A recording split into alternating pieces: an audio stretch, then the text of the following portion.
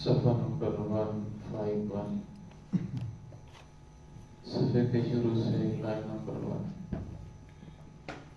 سورۃ النساء کی آیت نمبر 107 سے۔ اعوذ باللہ من الشیطان الرجیم، بسم اللہ الرحمن الرحیم۔ یستخفون من الناس ولا یستخفون من اللہ وهو معهم اذ یبیتون ما لا يرضى من القول وكان الله بما يعملون محيطا۔ ها أنتم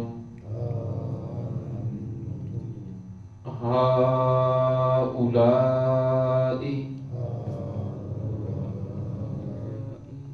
جادلتم عنهم في الحياة الدنيا فمن يجادل الله عنهم يوم القيامة أم من يكون عليهم وكيلا۔ سماعت۔ بسم اللہ الرحمن الرحیم۔ یستخفون من الناس ولا یستخفون من اللہ وهو معهم إذ يبيتون ما لا يرضى من القول وكان الله بما يعملون محيطا۔ ها أنتم هؤلاء جادلتم عنهم في الحياة الدنيا فمن يجادل الله عنكم يوم القيامة أم من يكون عليهم وكيلا۔ یستخفون من الناس، اور وہ چھپتے ہیں لوگوں سے، ولا یستخفون من اللہ، اور وہ نہیں چھپتے اللہ رب العزت سے، وہو معکم، اللہ رب العزت ان کے ساتھ ہوتے ہیں، اذ یبیتون، جب وہ راتوں کو چھپ چھپ کر مشورے کرتے ہیں، ما لا یرضى من القول، اللہ رب العزت ان کی باتوں پر راضی نہیں ہوتے، وکان اللہ بما یعملون محیطا، اللہ رب العزت ان لوگوں کو گھیرے ہوئے ہیں وہ جو بھی عمل کر رہے ہیں۔ ہاں انتم ہؤلاء جادلتم، یہی وہ لوگ ہیں جو جھگڑا کرتے ہیں ان کے بارے میں ان کی طرف سے فی الحیات الدنیا، دنیا کی زندگی میں، فمن یجادل اللہ عنہم، پس کون جھگڑا کرے گا ان کی طرف سے قیامت والے دن اللہ رب العزت کے ہاں، ام من یکون علیہم وکیلا، یا کون وکالت کرے گا ان پر قیامت والے دن۔ گزشتہ آیات کے اندر ان لوگوں کا تذکرہ چل رہا تھا کہ جنہوں نے ایک اپنے برادری کے آدمی اس کی منافقت کی، اس نے چوری کی، اور چوری کرنے کی وجہ سے برادری کے لوگ جمع ہو کر آگے اسے سچ ثابت کرنے کے لیے کہ اس نے تو چوری نہیں کی۔ رسول اللہ صلی اللہ علیہ وسلم نے بھی ایک بہت بڑا مجمع دیکھا جو سارے کے سارے اس کی وکالت کے لیے آئے ہیں کہ یہ تو چور نہیں ہے، لہذا یہ اس کے اوپر الزام ہے۔ تو آپ صلی اللہ علیہ وسلم سمجھا کہ شاید الزام ہو، اور اس سے پوچھا حضرت قتادہ رضی اللہ عنہ سے کہ تیرے پاس کوئی ثبوت، کوئی دلیل، کوئی گواہ؟ فرمایا اس وقت گواہ تو نہیں تھے۔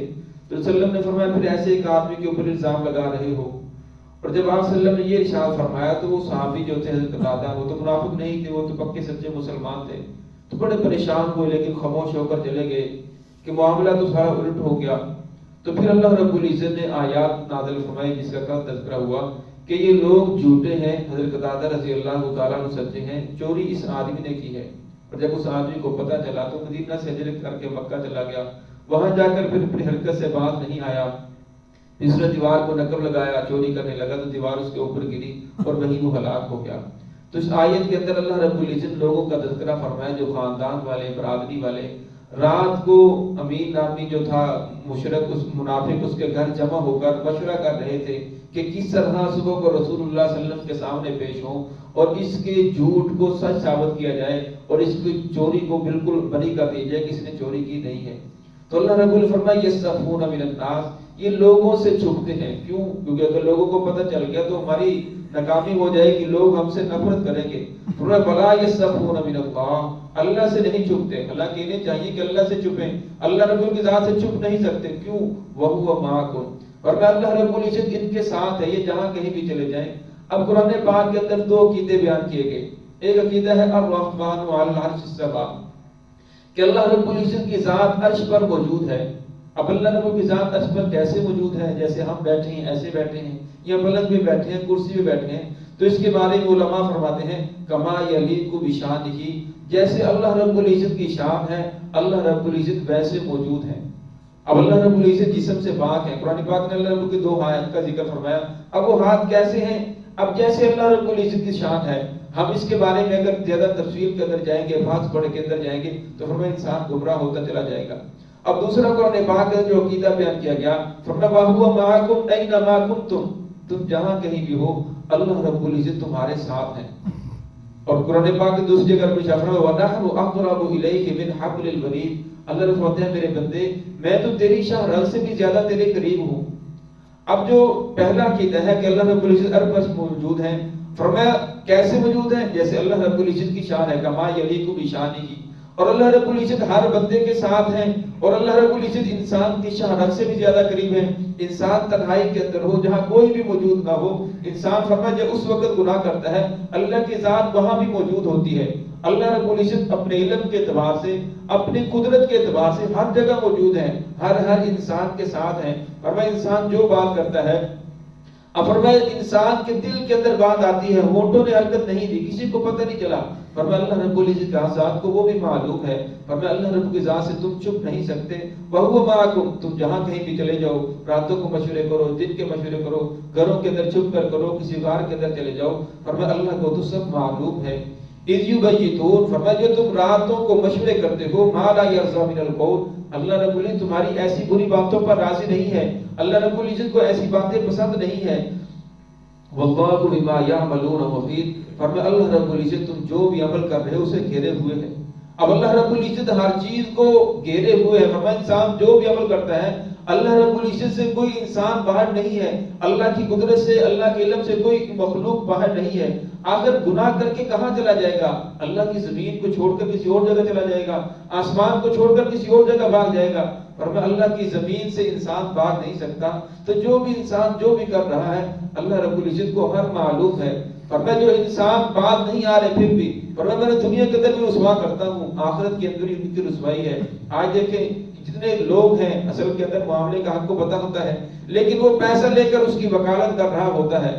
اب اس پیسے کی وجہ سے یا اس رشوت کی وجہ سے یا جھوٹی انا کی وجہ سے دوسرے کی وکالت کر رہا ہوتا ہے، برادری کے انا کی وجہ سے. فرمایا ایسے لوگ خبردار ہو جائیں، ایسے لوگ سمجھ لیں کہ محمد رسول اللہ صلی اللہ علیہ وسلم قیامت والے دن کی سفارش نہیں کریں گے. گزشتہ آیات کے اندر گزرا اللہ نے فرمایا کہ آپ ایسے لوگوں کی وکالت نہ کریں، ایسے لوگوں کی سفارش نہ کریں جو خیانت کرنے والے ہیں، جو اپنے آپ کو دھوکہ دے رہے ہیں.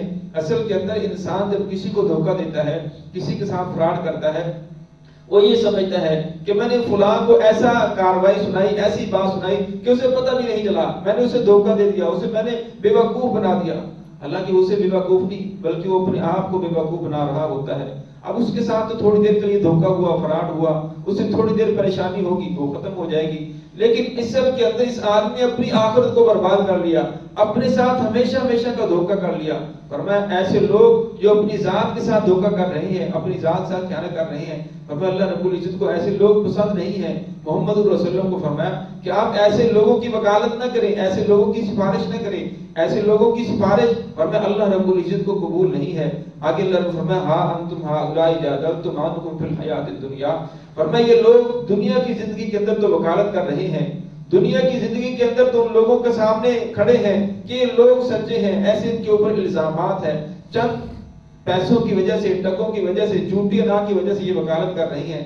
فرمایا فَمَن يُجَادِلُ اللَّهَ عَنْهُمْ يَوْمَ الْقِيَامَةِ، فرمایا جب قیامت کا دن ہوگا، اللہ رب العزت کی عدالت ہوگی، احکم الحاکمین وہاں موجود ہوں گے، فرمایا اس وقت کون ان کی وکالت کرے گا؟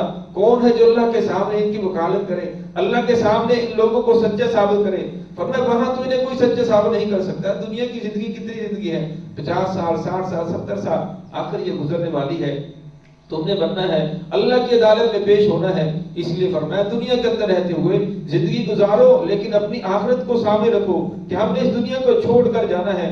اگر آج کسی کی جھوٹی گواہی دی، آج کسی کی جھوٹی وکالت کی، آج کسی کے جھوٹے مقدمے کے اندر ہم شریک ہو گئے، تو فرمایا آج تو اگر ہم نے اسے سچا ثابت کر دیا، لیکن فرمایا ایک دن ایسا آنے والا ہے جس دن کوئی انسان جھوٹ نہیں بول سکے گا، انسان کے ہر اعضاء بولیں گے، فرمایا اس وقت زبان پر اللہ مہر لگا دیں گے، الیوم نختم علی افواہہم، زبان کو بند کر دیں گے، وتکلمنا ایدیہم، پھر انسان کے ہاتھ بولیں گے، وتشہد ارجلہم، انسان کے پاؤں گواہی دیں گے، انسان کا چمڑا بولے گا، انسان کہے گا مالی ھذا الکتاب، کیا ہو گیا اس کتاب کو، لا یغادر صغیرۃ ولا کبیرہ، اس نے تو نہ کوئی چھوٹا گناہ چھوڑا ہے، نہ کوئی بڑا چڑھا ہے، ہر چیز اس کے اندر موجود ہے۔